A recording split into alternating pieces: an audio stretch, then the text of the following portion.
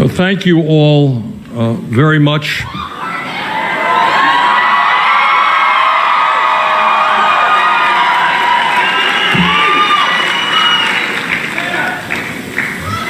That was a profound response to saying thank you.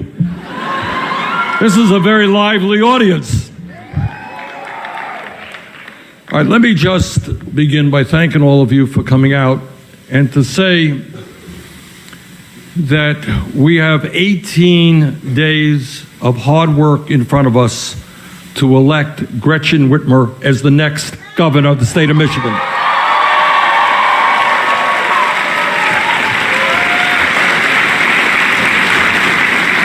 Let me take a moment to give you a brief rundown of modern American political history. And I can encapsulate it in a few words. 4 years ago, the United States of America, in its midterm election, had the lowest voter turnout since World War II. All of 36% of the American people came out to vote. It was a little bit higher here in Michigan, higher in Vermont, but all over this country, voter turnout was absolutely abysmal. And at the same time, the Koch brothers and other billionaires spent enormous amounts of money working to elect right-wing extremists to Congress and to governor's chairs all across this country. So 4 years ago, working people in large numbers did not vote. People of color in large numbers did not vote. Young people in very large numbers did not vote. And the result on election day was that the Republican Party won sweeping victories all across this country, which resulted in their control of the U.S. House, the U.S. Senate, and governor's chairs, including Michigan's, all across this country. And right now, as we speak, in state after state, Republican leadership is doing everything it can to suppress the vote. Because they are political cowards, because they don't have the guts to run on their non-existent ideas, and the only way they win elections is by running ugly 30-second ads and making sure that people don't vote. Our job in the next 18 days is to turn that entire scenario upside down.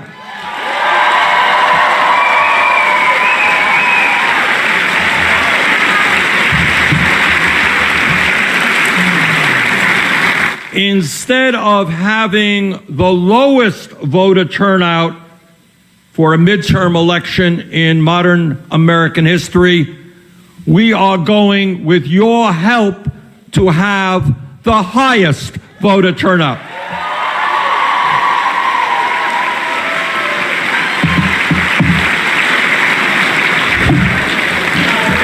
And what that means, and here's where we need your help. You know, people in this country become intimidated by politics. You have friends who don't vote. They're going to give you long stories as to why they don't vote. My vote doesn't matter. Everybody is corrupt. Who cares? Nothing is going to change. On and on and on it goes. And your job is to sit down with those people and tell them you're not going to listen to them moaning and groaning about Donald Trump and what goes on in Washington or what goes on here in Michigan. No more complaining, no more depression, no more despair. Now is the time to stand up, fight back, and vote.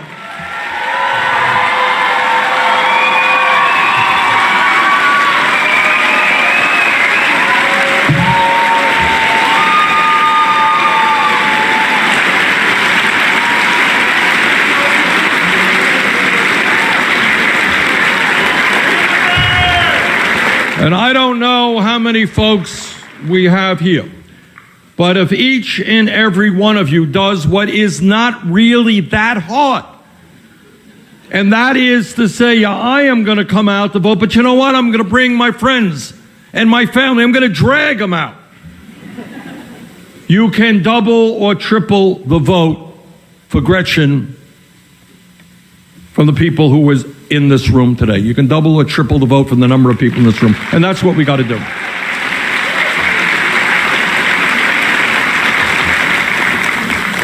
Now, the reason we need Gretchen as governor, and the reason we need progressives to be winning all across this country, and this afternoon I was in Indiana. We had a great rally for a candidate who I hope and believe will be the next congressperson from her district. Tomorrow we're going to South Carolina, then we're going to Iowa, and we're heading all over this country in the next week.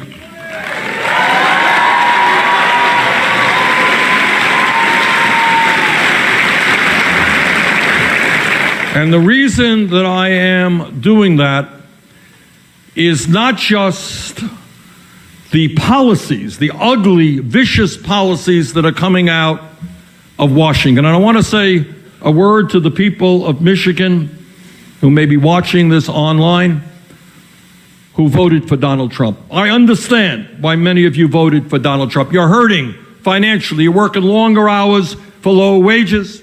You're worried about your kids. You're worried about your jobs leaving this country. But what I want to say to you, and I think most Americans now understand it, is that in Donald Trump, we have a president who is a pathological liar.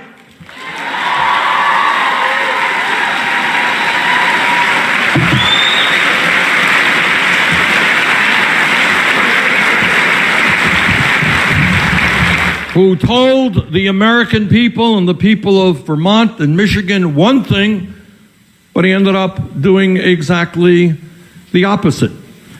You may remember that Donald Trump said that I am a different type of Republican. I'm not Paul Ryan and I'm not Mitch McConnell. Donald Trump, if I get elected, I am not going to cut Social Security, Medicare, or Medicaid. You remember he said that? Well, he lied, because the last budget that he brought forth included a $1 trillion cut in Medicaid, $500 billion in Medicare, and $72 billion in the Social Security Trust Fund over a 10-year period. Donald Trump said, if I'm elected president, I'm going to have health care for everybody. He lied.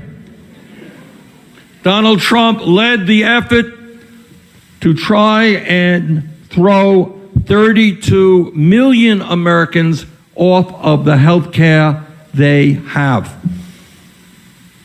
Donald Trump just the other day, he was on 60 Minutes, and he said, well, you know, in terms of this climate change, well, people disagree about, you know, what's going on. It's a lie. 99% of the scientists who have studied climate understand that climate change is real.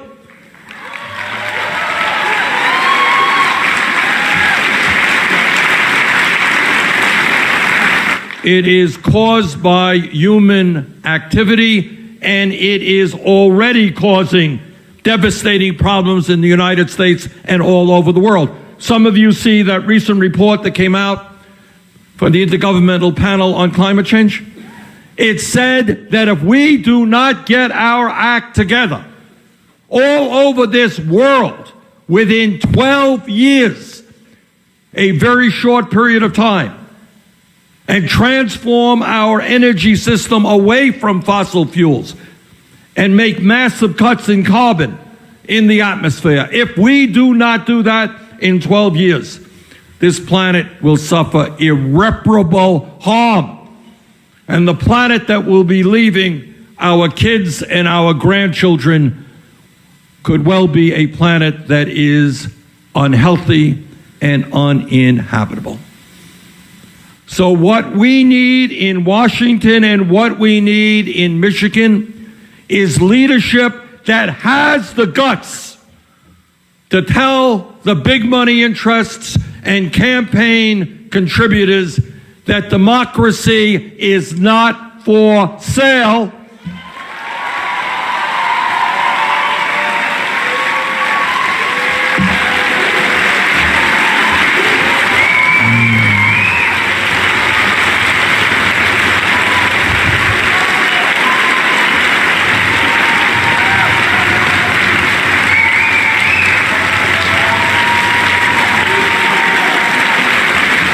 And that we are going to have a government at every level, state level, federal level, where people who are elected serve to represent the interests of working families and the middle class, and not simply the billionaire class and wealthy campaign contributors.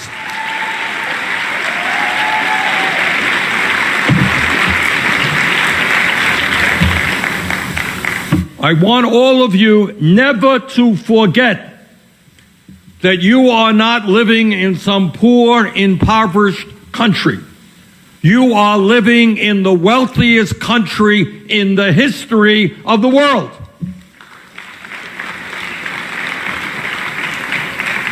And there is no rational reason why we do not have a situation in which all Americans have a decent standard of living.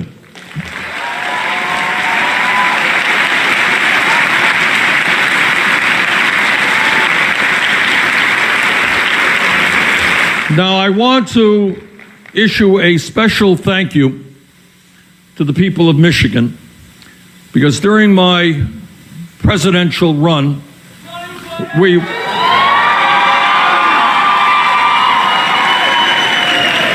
we pulled off a major upset and we won here in Michigan.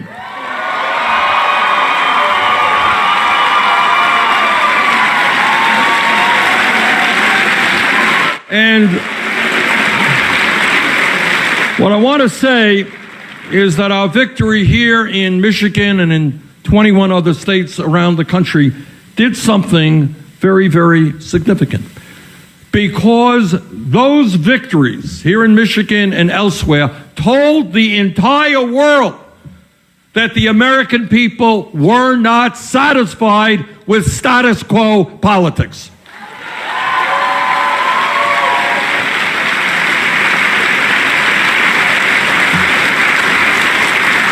And many of the ideas that I talked about when we were here in Michigan 3 years ago, ideas which at that time were thought to be extreme and radical, and ideas that the American people were uncomfortable with. Well, you know what's happened in 3 years? Those ideas are now supported by the vast majority of the American people.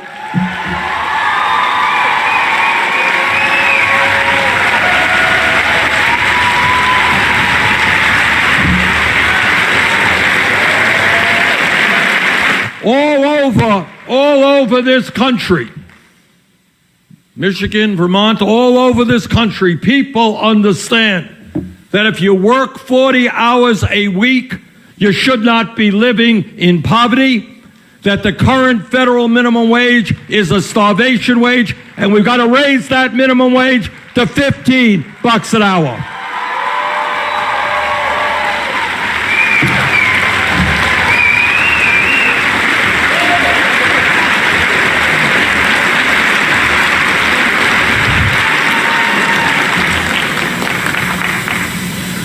All over this country, state after state, more and more pressure being put on women who are trying to control their own bodies.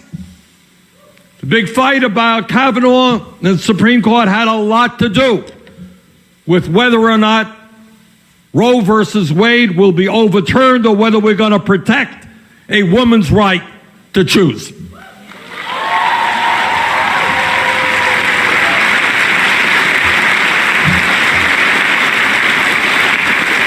And we need governors all over this country who understand that the most personal decisions, difficult decisions that impact women must be made by women themselves and not the government.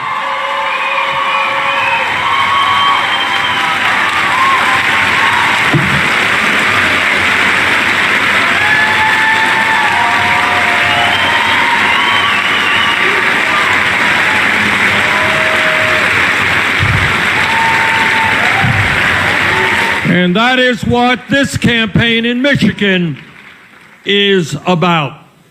And in Michigan, and in fact all over this country, it is an international embarrassment that millions of people cannot drink the water that comes out of their faucet.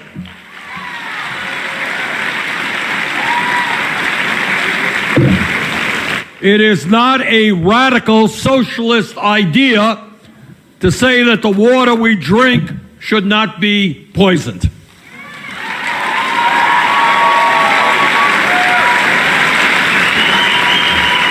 And I will tell you that on several occasions, I have been to Flint, Michigan, and my discussions behind closed doors, without TV cameras, my discussions with parents in Flint and what they have seen, they have been the most painful and heartrending discussions that I have had to experience. My wife was with me. She had to walk out of the room. She couldn't deal with what pain parents were discussing in terms of their kids. This is the United States of America. And we're not going to give tax breaks to billionaires and then say we don't have the money to provide clean water.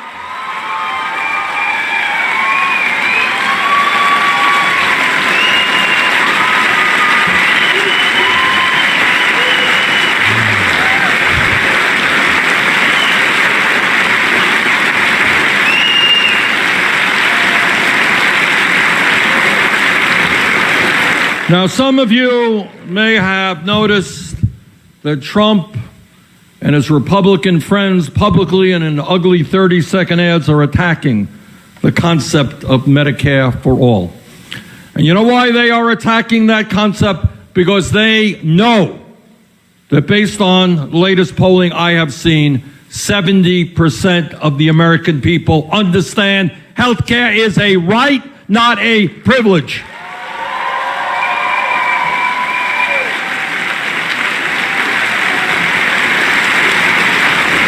And if every other major country on earth, I live 50 miles away from the Canadian border in Burlington, Vermont, if Canada can provide health care to all people at half the cost that we spend, if Europe can do the same, together, state by state and at the national level, we are going to provide health care to every American.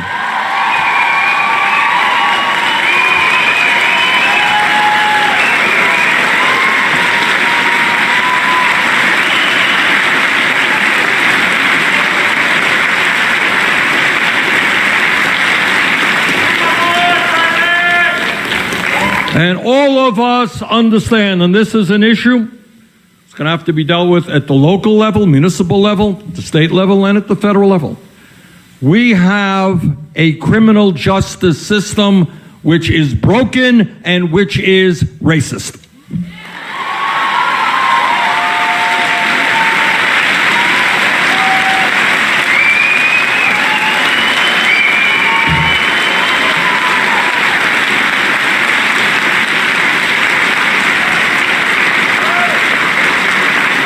If you can believe it, we here in the United States have more people in jail than any other country on earth, including China, which is so much larger than we are and happens to be an authoritarian society. We have more people in jail than China. And of the people who are imprisoned, they are disproportionately African American, Latino, and Native Americans. We understand increasingly all across this country that the so-called war on drugs has been an abysmal failure which has ruined many, many lives.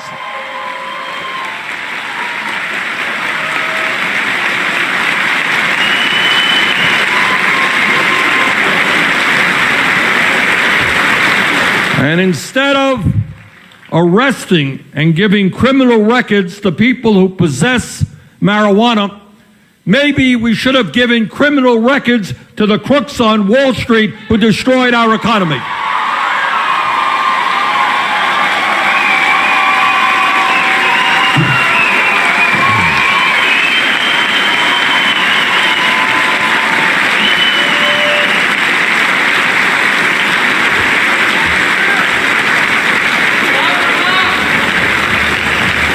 Now, Trump and his friends think they can win votes by attacking minorities, by attacking people who have very little power. And they've gone to war against undocumented people in this country. But the American people believe something very, very different than Trump believes. 80% of the American people believe that the almost 2 million people in or eligible for the DACA program should have legal protection.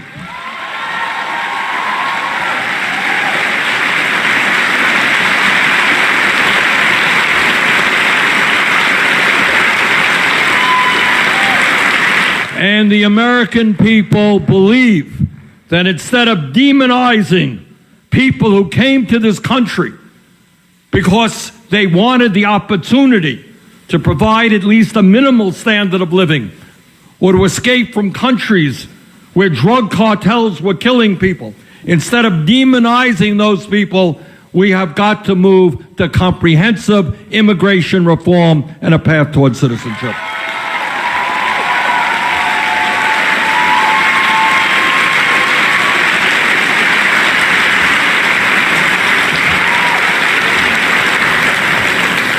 I say to the people of Michigan, and I'm talking now to the people who voted for Trump, mark my words. If the Republicans gain control over the House and the Senate, forget the words that came out of Trump's mouth. They're not worth anything. Please understand that if they control the House and the Senate, after giving $1 trillion in tax breaks to the top 1%, they are going to come back and cut Social Security, Medicare, and Medicaid. I have not the slightest doubt, and in fact, to his credit, Mitch McConnell made that very clear just the other day. But I say to the senior citizens of this state and this country, some of whom are trying to survive on $12,000, $14,000 a year on Social Security, some of whom are cutting their prescription drugs in half, their pills in half, because they cannot afford the outrageous price of medicine in this country that the pharmaceutical industry is charging us. I say that the time now is not to cut Social Security. The time is now to expand and extend Social Security.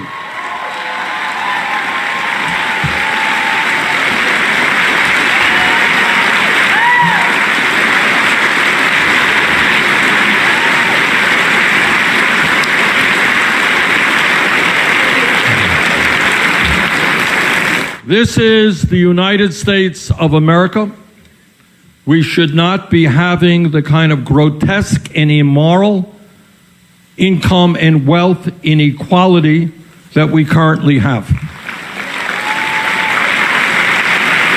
We should not be living in a nation where 3 of the wealthiest people own more wealth than the bottom half of the American people.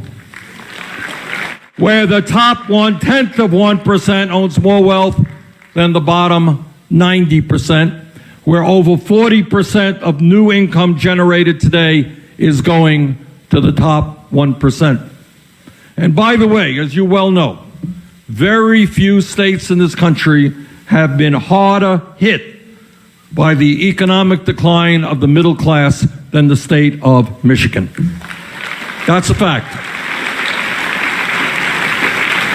We are living in a nation today where 40 million people are living in poverty, 30 million people have no health care, and even more are underinsured. We are living in a nation where hundreds of thousands of bright young kids cannot afford to go to college, and many of you are going to leave school with crippling debt. And that is why together we are going to make public colleges and universities tuition free.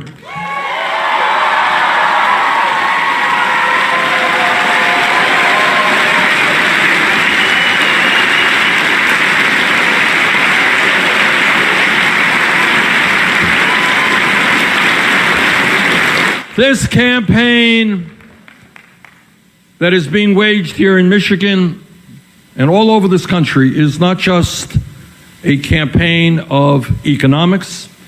It's not just a campaign of health care or education or the environment. It is very much a campaign having to do with values, who we are as Americans.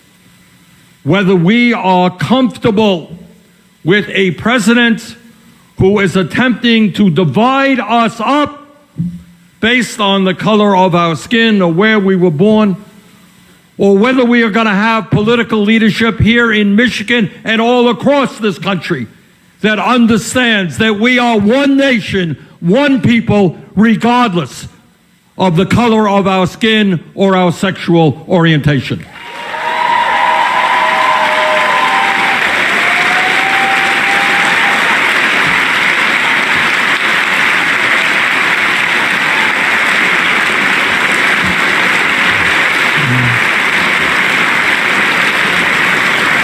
It is a hackneyed phrase and too often used phrase to say that the coming election is the most important election.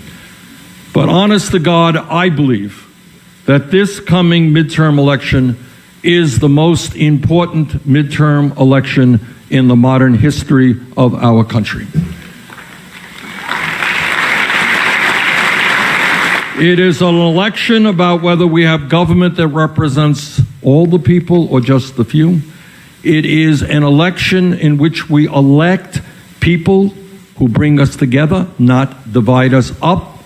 It is an election which says to the President of the United States, we will not accept somebody who is a pathological liar.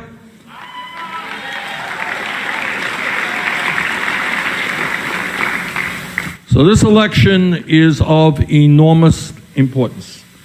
And let me just tell you this. On election night, if you turn on the TV and the commentator there tells you that it looks like all across this country, voter turnout is low, young people are not voting, you could turn off the television.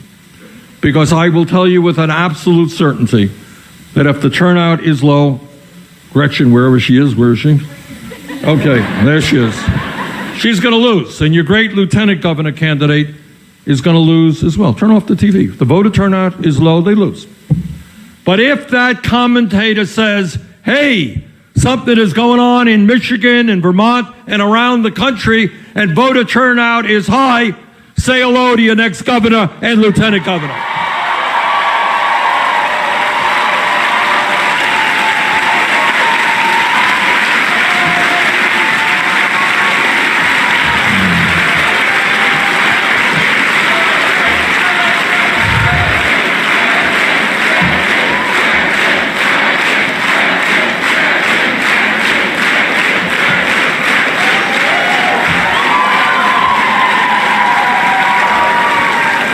As all of you know, incredibly brave people throughout our country's history have fought and died to protect democracy and our way of life. And our way of life, the essence of our way of life and what democracy is about is that we vote and hold accountable the people we elect. Do not turn your back on those heroes and heroines who have died to defend democracy. You have a moral responsibility to participate in the democratic way of life. You have got to come out and vote on November 6th, and please do everything that you can to bring out as many people as possible. Thank you all very much.